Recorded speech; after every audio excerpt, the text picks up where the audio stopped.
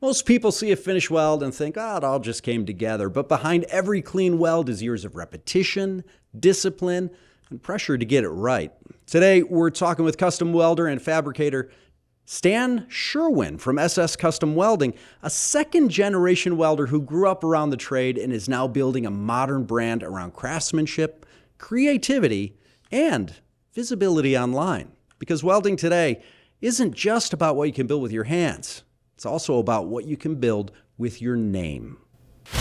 Welcome to Skilled Nation, where hard work meets real opportunity. From welding and electrical to HVAC and the trades that keep this country running, this is where skills turn into careers. Skilled Nation is sponsored by Tulsa Welding School. It's a way of life, a badge of honor. Hey Stan, thanks for being on Skilled Nation. Absolutely. Thank you. So second generation welder, that means you grew up around this. Tell me about that. Correct. My father was a boilermaker. So, yes, born and raised around it. He was in the union, and real quick, a boilermaker. He would work in the Philly shipyard, basically repairing a lot of boilers and refineries and stuff like that. Hence the name boilermaker. These boilers are what fire up, help fire up these chemical plants and a lot of industrial oil plants and stuff that you drive by.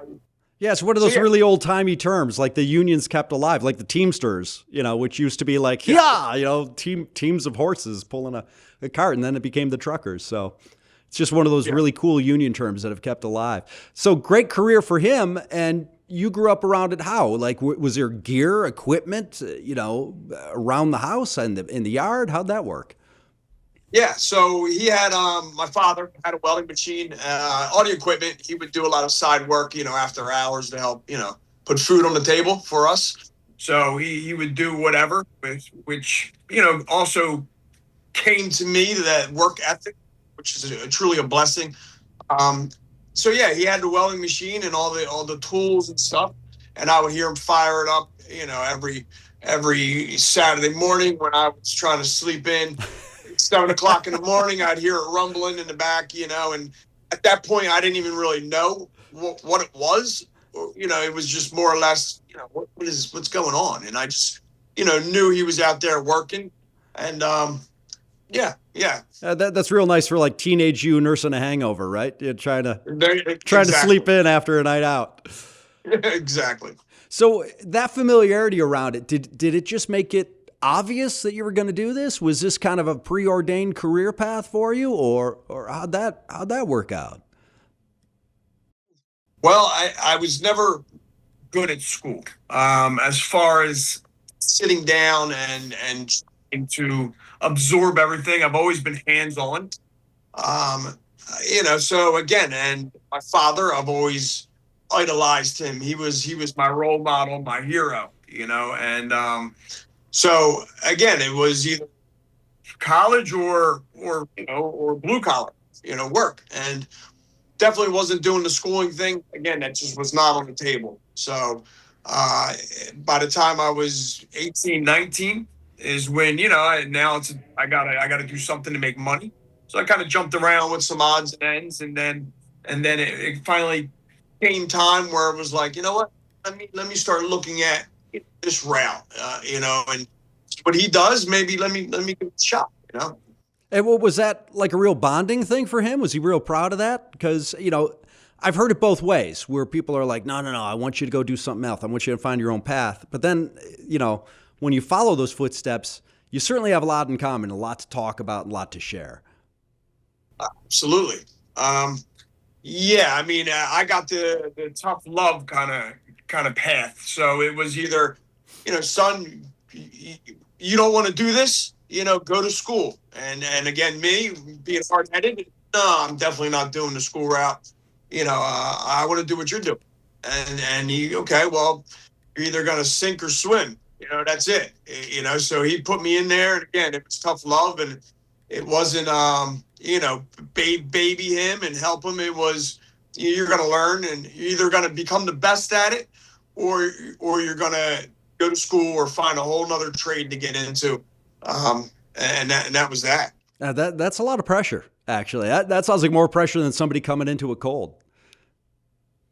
Absolutely. And again, once it, led up to actually welding. First, it was like mechanical work and stuff, and then my father was always, part of the company, either running the jobs, project manager, he was able to get me into the company. And me being the new guy, being the young guy, and not having any experience, I would do all the grunt work.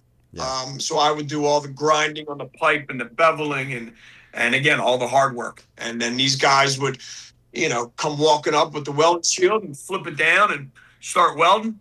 And, get done, walk away, and I'd have to go in there and grind, do all the grunt work, and that went on, for a little bit of time, and then it was like, what am I doing? I want to be doing, I want to be doing what this guy's doing, and that's what my father did. So, I don't want to be sitting here doing all the hard work. I want to be doing the cool stuff. I want to flip the shield down, and again, my father. It's like, well, he's very, very good at it. That's what he does. So there's got to be something inside there. You know what I mean? That would, give me a run for it. How much of it like osmosed in?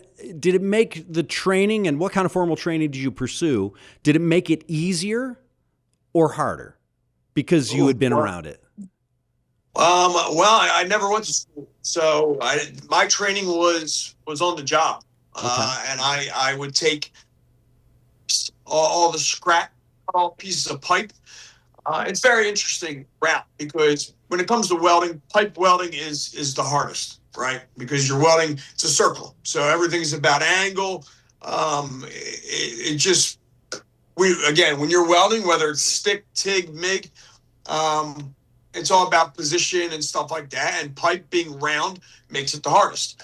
So I kind of stepped into that trade on the job with pipe, and I would take all the scrap metal and tack it together on my lunch breaks, and I would just sit there and practice. And then I would take all the scrap home, and again, the welding machine now at home, I blow the dust off it and kick it on, and I would sit there after working 8-10 hours, come home and sit there and practice. Yeah. We're talking to Stan Sherwin of SS Custom Welding. You founded this company, and it's very different. Talk about what stayed the same and what changed, because I mean, Instagram, right, was not on your dad's radar in his, welding career. How digitally native are you? Was Instagram and all these platforms always a part of your journey and path with welding, or did it come later? Oh, no, it definitely came later. So, Okay. I think I started Instagram and stuff about 5 years ago. So I traveled all over the country, welding in chemical plants and refineries. And then I moved to Florida about 10 years ago. And at that point, I didn't want to do the on the road thing anymore. I just kind of wanted to be at a shop.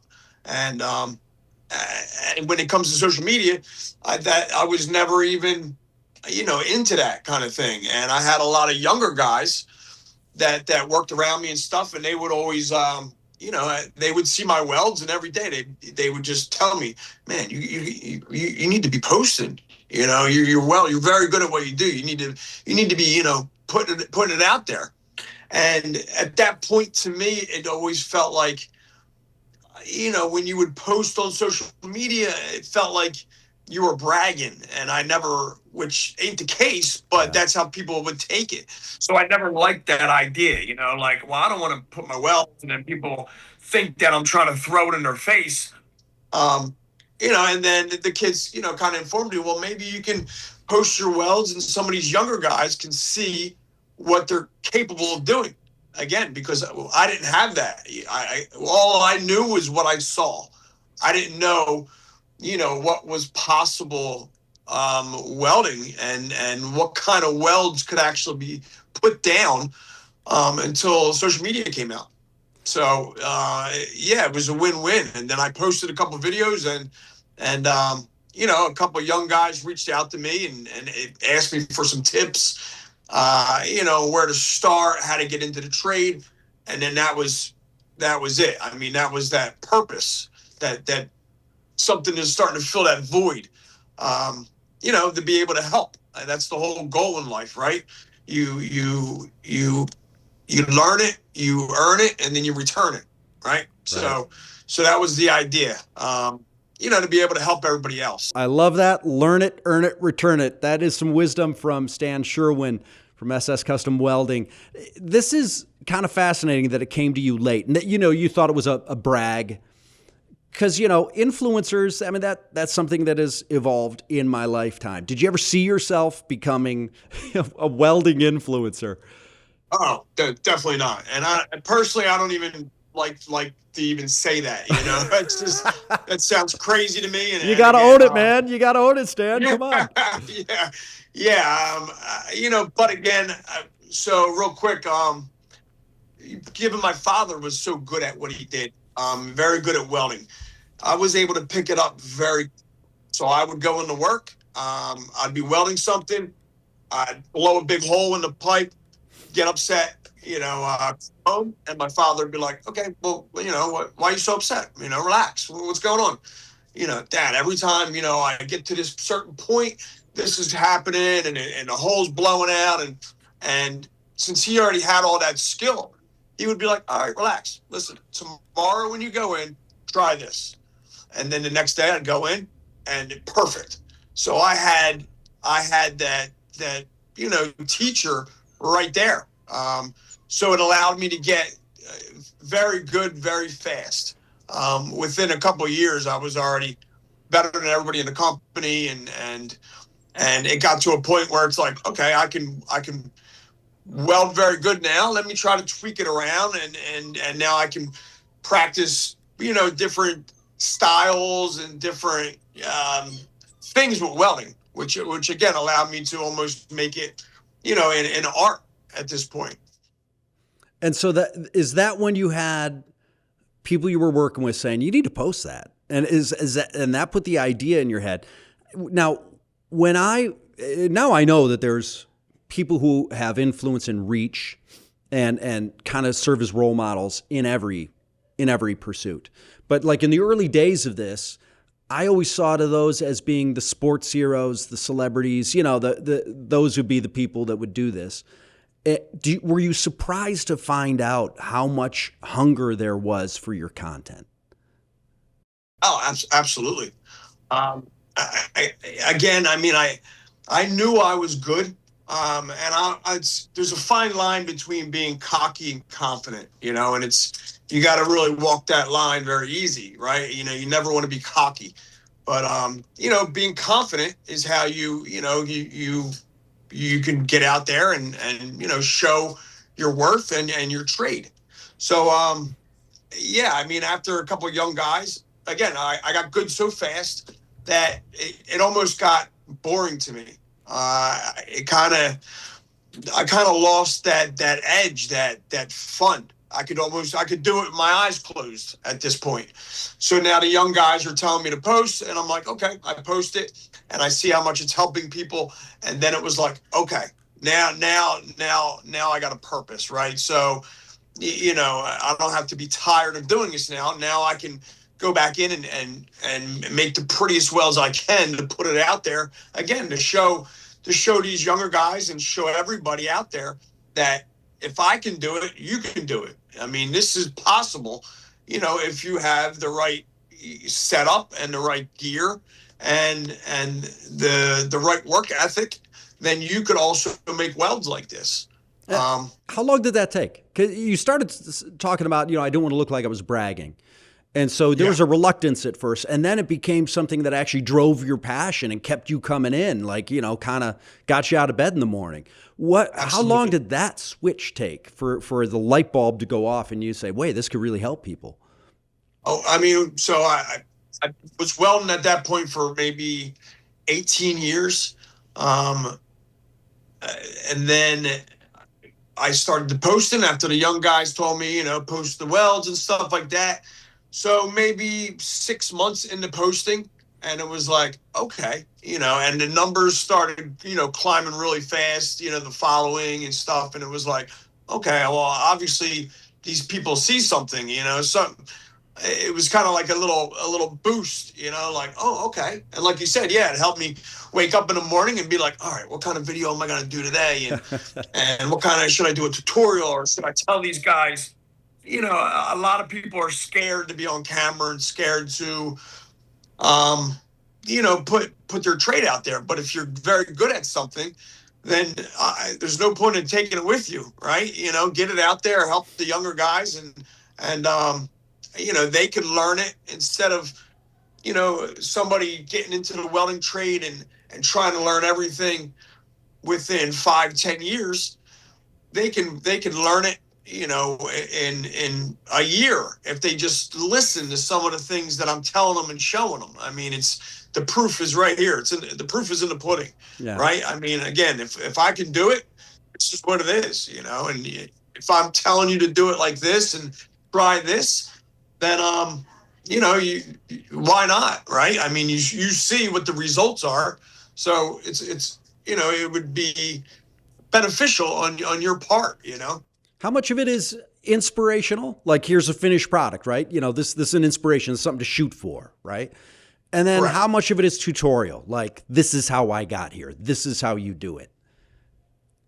As far as on social media, like, well, in terms of your approach to it, like, is a little bit, you need a little bit of sprinkle of both. It's like there's an entire creative side of your brain you're deploying here, right? In terms of what's going to motivate people, what's going to get them into the trades, what's going to get them engaging with me and asking questions. It's like, so is it about showing the pretty weld, or is it about showing how you did the pretty weld? Well, it's like you said, it's a little both, right? And the cool part is and another reason why I started posting and wanting to get it out there is because the fact that I learned without schooling. Okay, I learned on the job, and I learned on pipe, and by asking questions, and having my father, who was also a very, very good welder. I taught myself how to do it my own way, and that is what is very different. I'm like one of one when it comes to the way that I weld, to the point where when I post, another reason why I got so many followers is because so many people are like, what is this guy doing? He's doing it completely wrong. You don't hold it like that or do it like that, but yet I'm getting better results than everybody else, right? So, a lot of these young guys go to school, they have the welding instructors, try to teach them certain things set in stone. And then a lot of times it's okay, but there's always more than one way to do something. And I am proof of that because, again, I basically created my own way to do what I do. And you can question it all you want. The proof is there. You see the pretty welds. So that's another reason why, one, it was tricky posting because I got a lot of hate because of that. Once you start posting on social media, it's like buckle up, right? I mean, no matter what, you're gonna get it. You're gonna get the trolling and all that stuff. So most people can't push through that, and you're always gonna get it. Number one, but when you start posting something that nobody else does, and you're getting better results than everybody else, then they're going to come, right? And, I let everybody come at it, and I just pushed them away and blocked all the trolls out. And everybody else, I guess, saw it and was like, yeah, I mean, this guy's, he's onto something here. I mean, it looks crazy the way he's welding, but he's getting better results than everybody else that's doing it the exact way that the welding instructors told him, right? So, it shows a lot more. It shows that there's more than one way to do it. And, you always got to be open-minded when it comes to these things. And, I hope a lot of these younger guys can see that and take that and learn it from watching my videos and stuff like that. Yeah, it's rough being online. You always get the trolls. It's just, it's something about being online. But when you start seeing the other kinds of followers popping through, the ones who are asking for advice, the ones that are in your DM saying, how'd you do that? The ones that are asking you to reach out or create a connection. I mean, that pretty quickly overwhelms the negative, I would imagine. Absolutely. You can get, multiple, trolls hitting you up, and at the end of the day, you know what they say: if you're not getting hate, then you're not doing it right. Yeah. And that's just what it is. I mean, you can look at the biggest celebrities in the world. There's always going to be that people that are like, look at him, and it's just jealousy, right? People you put out, what you're feeling and thinking. I mean, that's just the way it is. You project what you're feeling on the inside. I've been there, so I know. Unfortunately, that's just the way it is. So when you're hating on people's welds and feeling the need to comment on stuff, that's most of the time because you're jealous that you can't do that. So. Well, I'm glad you're doing it. We're talking to Stan Sherwin, SS Custom Welding, and a real online brand, really, at this point. And, branding, the trades, those aren't necessarily the things you put together like Oreos and milk, right? You've proven the opposite, though. And do you think that this is now something that is going to be a part of the trades moving forward? And is it for everybody, or is it just going to be certain people who are going to kind of take these leadership, mentorship, branding roles? Or is this something you would advise young people listening to this, getting into the trades, that they need to brand themselves, that they need to put themselves out there? If you're good at something and you know that you're good at it and you have a skill, then yeah, absolutely. You need to brand yourself and get out there and get your name out there. And if you want to make it from here to here, you got to be comfortable and you got to get out there. That's just, you got to share what you know, and get your name out there. I guess number one would be just be real. Just be yourself, right? Everybody can see who's fake and who's being real. So even if you're learning and you're confident enough to take the heat and you put it out there, you're going to get followers because people are going to respect you just for being yourself. And listen, I'm learning. Don't chew me out too bad, but I've been welding for a couple of weeks. You got any tips or tricks? I'd be open to hearing them. And you're gonna get following. A big following like that. It's guaranteed. You just have to be yourself and be confident. You can't be somebody that you're not, or everybody will see right through it. Yep. Authenticity is the key. And, you're talking about this whole overcoming, the negative parts of it, but obviously the positives overwhelm it. Can you tell me about anything that stands out for you? Because clearly it's important to you when you're able to pass along encouragement, tips, information. Was there a moment that stands out for you when you feel you were really able to help somebody on their path? Yes. Multiple ones where I'd have somebody, I could wake up, be having a bad day, a rough morning or something, and then I'll get a DM from somebody, telling me, listen, I've been following you for a while now, and you got me into welding. I was going to quit and give up, and then because of you and your videos and stuff, it made me want to keep pushing forward and stay in school, and those kind of messages are everything. I mean, at the end of the day, if you could just change one person's life, that's what it's about, right? So to be able to change and help multiple people, that's a win-win. That's the purpose of life, right? Is to give it back and help.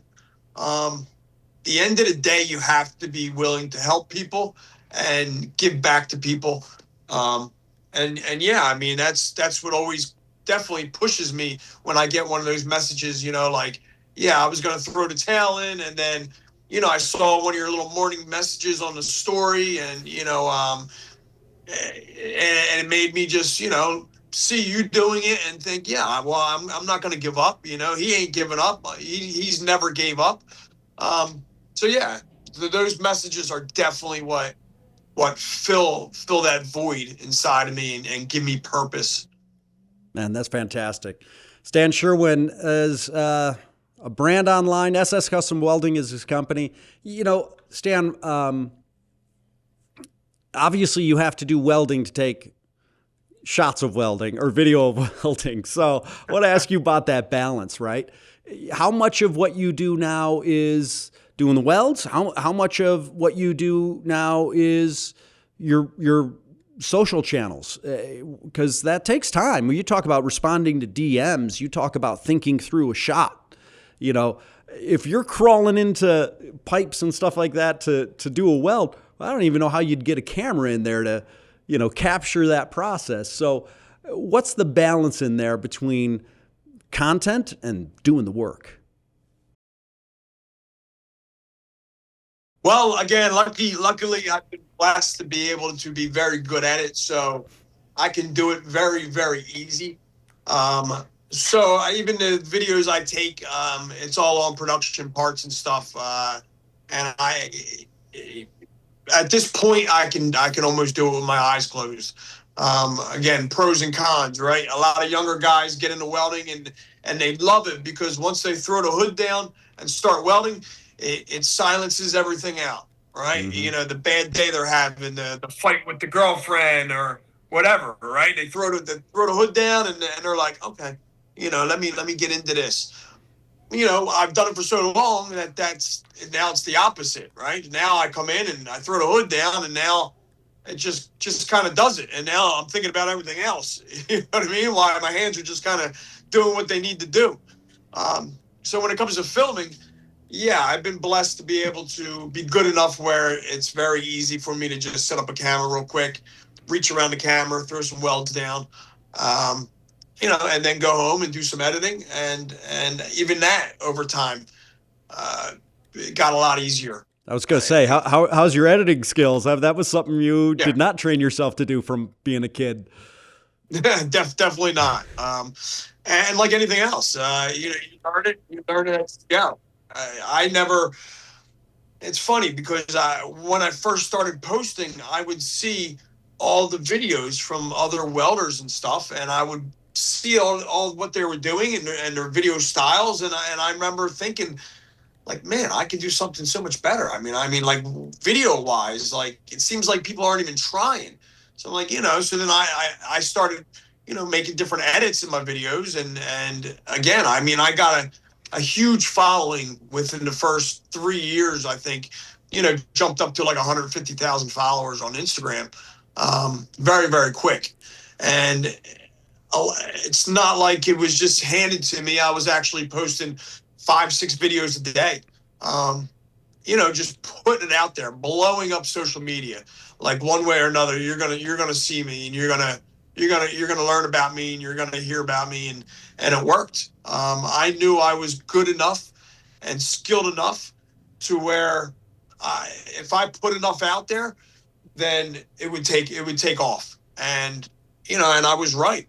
I had enough belief in myself and my worth that I learned a lot, and I a lot of blood, sweat, and tears learning this trade, and it takes a lot of patience.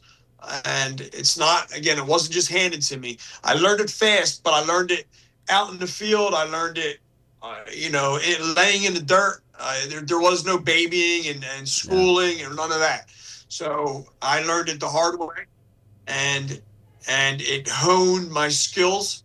To the point now where it's very, very easy for me, and which is a win because it's so easy now that I could get a lot more content and I can put it out there for other people now. Yeah. Where I don't have to struggle, trying to weld and get these videos and then be like, man, I still got to edit and I still got to do this. It comes so natural now, and it's so easy now that, it's a win-win. I can get it done and get the videos, and I can edit it up real quick and get it out there so that people can learn and and again, see what is possible.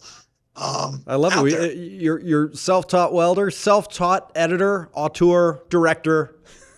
You did figured it all out on your own, and that's what gave you a unique style too. I imagine in the way you edit is as much as the way you weld. But how is it?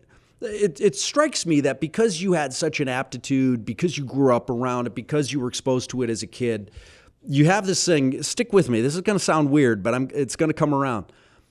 the best players make the worst coaches.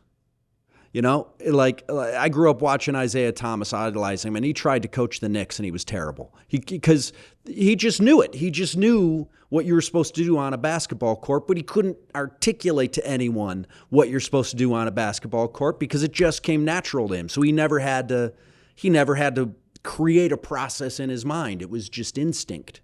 And so you seem to be at that level, right, where you're this kind of player as a welder, where a lot of it has come really, really intuitively and naturally to you. Do you find it hard to mentor and teach and train the next generation because of that? I mean, how hard is it for you to say, how am I going to break this down into steps that anyone, you know, who has the passion, is willing to do the work, can achieve?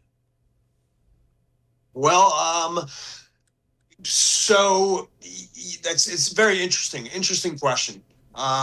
Because yeah, I guess you would think a lot of times that it would kind of backfire in a way. But again, what I kept saying is that I learned it so fast that I was, young 20s, and I was already trying to teach people in the shop, how to weld and stuff like that. So, I mean, all that kind of came, over time. It's not as if I was struggling for 10 years and then it was like, boom, now let's try to teach other people. I got skilled so fast that, again, I could do it so easily that now it was like, okay, well, I'll try to help these guys out in the shop. If we're going to get in this chemical plant, we got to have all these pipes pass X-ray. So we got to weld up some coupons. So, Stan, why don't you go to the shop and show these guys how to do it? Okay, absolutely. Which at the time was yeah, not a problem. I'm getting paid to do it. I'll help these guys out. And then after years of doing odds and ends like that, it just came natural. And I've taught so many people different aspects of welding, whether it's stick, MIG, TIG. And yeah, the ones who really want it and want to learn, they pick it up very quick. So yeah, I don't want to make it sound too rosy, though. What's the adversity that people have to overcome in the trades to really break through and get to the next level? Like, because here's the danger. People listen to you, they see your welds, and they say it came so fast, right? That's not everybody. What do young people listening to this have to know what the challenges are going to be, that they're going to have to fight through to break through and make this a career that's going to be rewarding for them? So there's no doubt that you can be very skilled with a lot of things, but you got to have experience, especially when it comes to welding. We call that hood time, right? Under the hood, you could master a lot of things, but you still got to have that hood time. You got to be under the hood and practicing. And yeah, definitely got to have patience and hood time. Practice. Like anything, that's just what it takes. And when it comes to welding, I hate to say it, but it's either you'll make it or you won't. I mean, there's no like in between. It's either you want it or you just don't want to doing it at all, because you're getting burned up, you're sweating. I don't know, it's not easy. It's easy once you figure out how everything works and get enough hood time. Then it's like, oh, this is easy. This is amazing. But to get to that point, not many people can oversee all the challenges to get there and have the patience to keep practicing and getting that hood time in. So, Stan, is your father still with us? Yes. What's he think of all this? What's he think about the company you've built, the brand you've built, the online? What this kind of full circle? What he sits back and looks at what you're doing? What does he say? I'm proud of you, son. And that means everything, because again, he was always my role model, and and then there's always he's up north, he's still in New Jersey, so I'm down here in Florida. But when we get together and something comes up, it's always I wonder if I could still weld any, better than you. You know what I mean? And little jabs. It's like, well, Dad, I don't know. I've been doing it for a long time now. So, my father. I wonder if I still got it. And so That's yeah, very cool. That's very cool. Full circle moment. So yes. what's the future? What do you envision for the brand and the company for SS Custom Welding and for your online pursuits?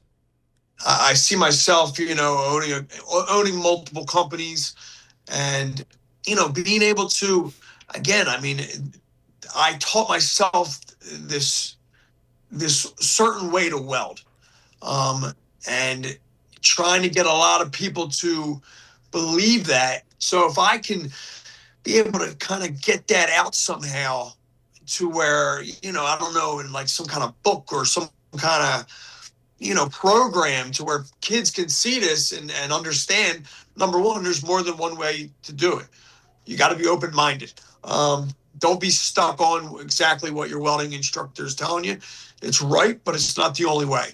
So if I can somehow make something to be able to put it out there to help these younger guys out, and learn, the way that I do it is so much easier. And it's almost, you'll pick it up so fast doing it my way.